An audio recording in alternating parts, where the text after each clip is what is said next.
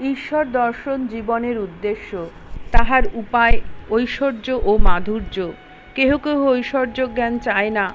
ঠাকুর কিয়ৎক্ষণ চুপ করিয়া আছেন, আবার কথা কহিতেছেন। শ্রীরামকৃষ্ণ, ঈশ্বর কল্পতরু, তাঁর কাছে থেকে চাইতে হয়, তখন যে যা চায় তাই পায়। ঈশ্বর কত কি করেছেন, তার অনন্ত ব্রহ্মাণ্ড, তার অনন্ত ঐশ্বর্যের জ্ঞান আমার দরকার কি? আর যদি জানতে ইচ্ছা করে, আগে তাকে লাভ করতে হয়, তারপর তিনি বলে দেবেন। যদু মল্লিকের কখানা বাড়ি, কত কোম্পানির কাগজ আছে, এসব আমার কি দরকার? আমার দরকার জো সো করে বাবুর সঙ্গে আলাপ করা, তা পগার ডিঙিয়েই হোক, প্রার্থনা করেই হোক, বা দারোয়ানের ধাক্কা খেয়েই হোক।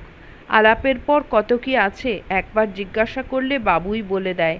আবার বাবুর সঙ্গে আলাপ হলে আমলারাও মানে, সকলের হাস্য। কেউ কেউ ঈশ্বরের ঐশ্বর্যের জ্ঞান চায় না।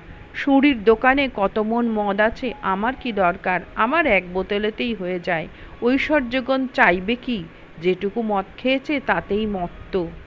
জয় ঠাকুর।